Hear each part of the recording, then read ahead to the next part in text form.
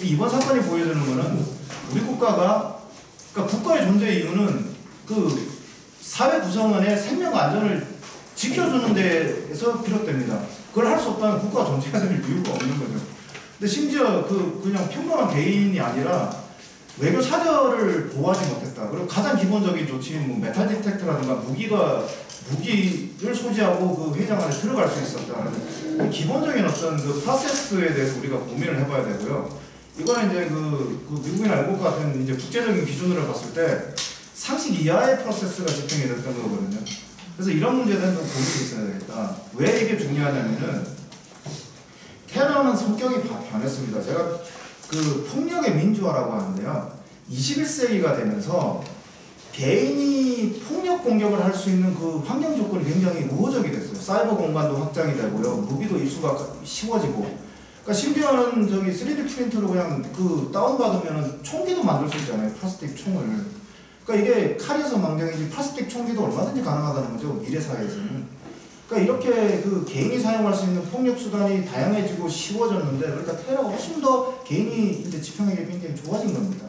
그리고 뭐 IS나 알카에다나 북한 사례에서 공통적으로 나타나는 어떤 전략적인 과정은 얘네들이 무슨 소속원을 훈련시켜갖고 난파시키거나 어디로 보낼 필요가 없다는 거죠. SNS나 온라인상에서 자체 극단화를 하게 되면은 그 인과관계의 명령 지휘계통도 좀 불분명해지고 그 얼마든지 그 잠재적인 테러리스트를 모빌라이제이션해서 본인들의 목적에 맞게 공격을 시킬 수 있다는 거죠. 그러니까 환경이 바뀌었고요. 그 다음에 테러가 일단 일어나면은 리액션을 할 수가 없습니다. 근데 지금의 어떤 우리나라의 그 형사사법 체계나 국가안보 체계의 대전제는 일단 테러 공격 행위가 일어나고 난 다음에 리액션이 있어야 돼요. 그러니까 뭐 수사를 하든지 아니면 뭐 정보 수집하든지 활동을 하든지 처벌을 하든지 행위가 일어나야 되거든요. 근데 이제 21세기의 테러나 범죄의 문제는 뭐냐면 그 일단 일어나면 데미지가 너무나 심각하기 때문에 리액션이 그다지 효과가 없는 경우가 있어요. 이게 이번 사건이 가장 전형적인 경우입니다. 보이스피싱 같은 거 마찬가지예요. 사이버 공간을 통해서 확장되기 때문에 100만, 200만의 타격을 받죠. 사건이 일어나면 끝입니다. IS에 기물이 가담하면 그걸로 끝이에요. 사회, 그러니까 폭탄 테러 같은 것도 한번 터지면 경찰이 할 수 있는 게 별로 없어요. 사람 다 죽거든요. 그러니까 사건이 일어나기 전에 선제적으로 대응을 해야 되는데, 그래서 이제 그 미국이나 영국이나 독일 같은 데서 프리크라임 인베스티게이션 개념이 나옵니다. 크라임이 일어나기 전에 정보 수집하고 인터벤션을 먼저 하자는 게 프리크라임. 크라임 이전에 인베스티게이션을 실시를 하자는 거고요. 프로액티브 인텔리전스 개념이 나왔어요. 정보 수집과 분석에 그치지 말고 미연에 사건이 일어나기 전에 인터셉트를 해야 된다는 게 강조가 되고, 그래서 정보기관의 액션을 강조하게 되는 게 국제적인 트렌드입니다. 이게 물론 국가의 공권력을 강화시키는 측면이 있는데 결국은 인권은 국가로부터만 침해받지 않아요. 국가 이외에 민간이나 테러 단체나 범죄 조직이나 아니면 적국으로부터 인권 침해도 받거든요. 결국은 개인이 선택해야 되는 거는 국가로부터 받을 인권 침해 위협과 다른 그 민간이나 아니면 비국가 행위자나 적국으로부터 침해받은 그 인권 침해 위협 가운데서 선택을 해야 돼요. 그러니까 결국은 21세기의 환경 조건은 국가의 공권력을 좀 더 실어줘서 다른 행위자로부터 내가 인권 침해를 받을 위협을 막겠다는 거거든요. 그러니까 예를 들면 그 개인들이 양이라고 치면은 국가는 그 양치기 개예요. 그럼 늑대로부터 나를 보호를 받으려면 양치기 개의 목을 풀어줘야 되거든요. 그래서 테러 방지법은 그런 의미가 있는 겁니다. 테러 방지법을 통해서 국가의 공권력에 힘을 실어줘야 나를 해치려고 하는 다른 국가 이외의 이 행위자들을 막을 수가 있거든요. 그런 관점에서 해야 돼, 바라다 봐야 되고, 그래서 우리보다 이제 좀 더 앞서 있는 자유민주주의 이제 그 국가들, 동맹국가들이 어쩔 수 없이 선택하게 된 게 수사기관과 정보기관에 힘을 더 실어주는 방향으로 가는 겁니다. 왜냐면 선제적인 대응이 중요하기 때문에 그래요. 기다릴 여유가 없거든요.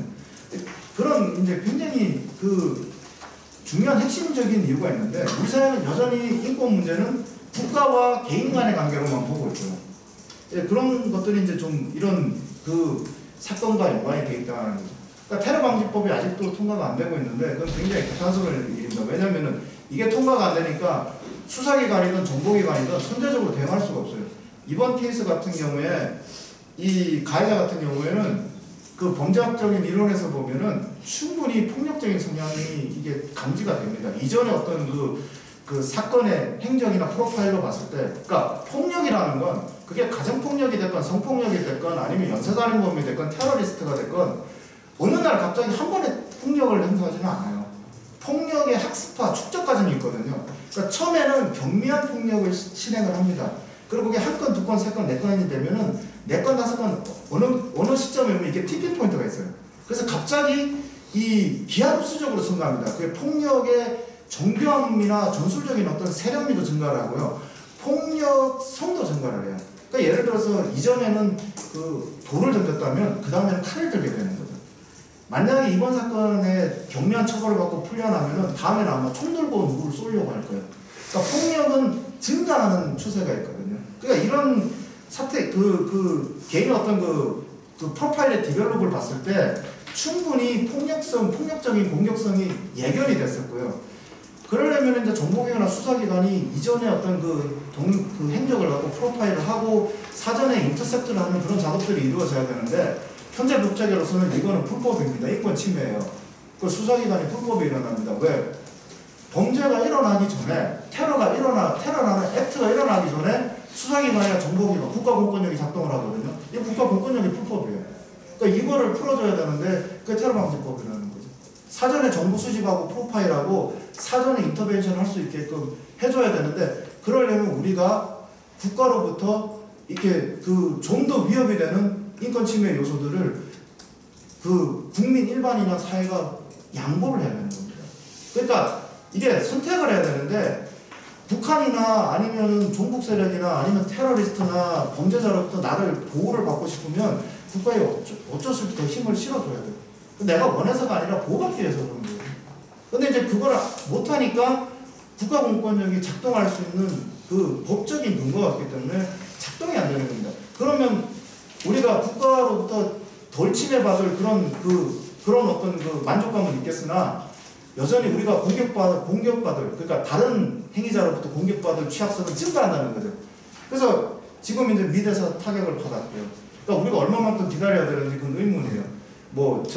육성 빌딩 정도가 어디가 무너져가지고 한 몇백 명이 죽어야 이제 그 법이 통과가 될 건지 아니면 굳이 거기까지 가지 않고라도 지금이라도 하는 게 이게 국가 사회를 위해서 그 개개인의 어떤 그 생명 안전을 위해서 훨씬 더 합리적인 선택이지 않을까. 좀 더 강한 레슨을 받아야 되는지 이미 세월호 작년에 깔아앉으면서 이게 뭐 테러 사건이라고 볼 수는 없지만 그런 안전 문제에 대한 얘기가 나왔거든요. 그러니까 애들이 그렇게 죽었는데 아직도 시스템이 마련이 안 됐고 이런 사건이 계속 반복이 된다는 건 상당히 문제가 좀 있다고 봅니다. 그러니까 이 전반적인 국가 시스템을 리모델링하는 작업, 어떻게 하면은 국민의 생명과 안전을 좀 더 세이프하게 만드는 세이프 소사이티를 만들 거라는 개념화해서 테러 방지법에 대해서 좀 더 고민을 하고요. 이건 정치적인 문제가 아니고요. 굉장히 기술적인 문제고 국가의 어떤 그 존재 이유와 관련이 되는 거거든요. 그러니까 참 이렇게 제가 이걸 보면서 좀 황당하기도 하고 부끄럽기도 하고 했습니다. 왜냐면 제가 미국에서 그 테러 연구를 10년 넘게 했고요. 그 다음에 거기서 이제 그 테러 연구소에서 일을 하게 됐는데, 그러니까 국제적인 감각으로 봤을 때 이거는 좀 황당한 사건이에요. 왜냐면 메탈 디텍터도 없이 이렇게 대사가 이렇게 그 행사를 하는데 바디 설치도 없었다는 것은 이건 정말 이해하기가 힘든 그런 거거든요. 예, 그래서 이런 문제에 대해서 좀 우리가 고민해야 될 것 같습니다. 예, 이상입니다. 예.